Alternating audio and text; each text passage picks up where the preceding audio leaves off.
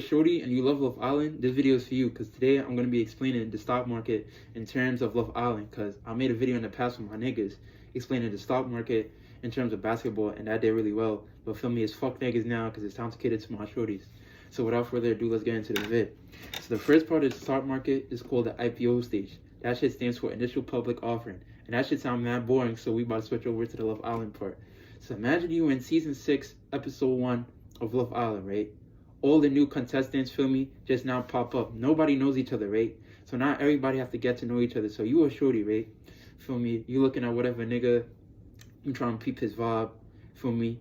You got to decide, feel me, sooner or later, which nigga I'm going to give the eye to so he could come over and run down.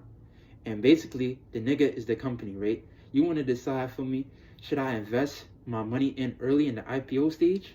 Or should I hold back and see what, like, for me, the company is about, right?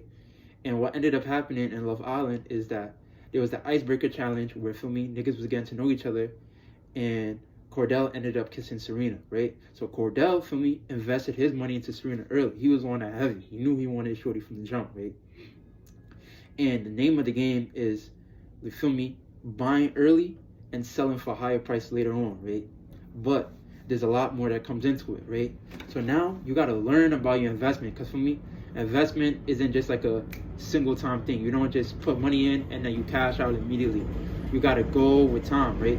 So now, for me, imagine, right, you Serena, you want to learn about the investment, what your investment is doing. What is Cordell really doing out here in these streets, right?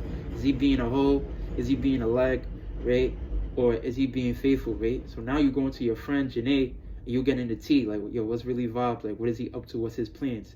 The same way you watch the news, right, to find out, I bet, what is Google's up to?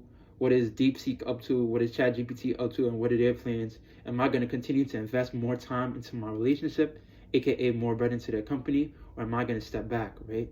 And then we got Casa Amor, where basically the contestants get introduced to the bombshells, right? And now this really tests the relationship.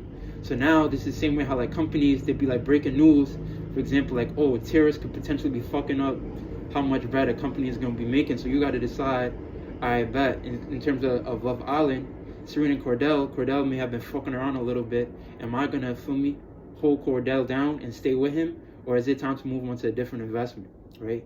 And she ended up staying loyal to Cordell, played the long-term game, because it's a like, feel me, a long-term game, not a short-term game, unless you're selling for short-term gains. And she ended up cashing out because she won favorite, feel me, couple with Cordell, and now they be making all types of ads for, like, Target and Cheez-It.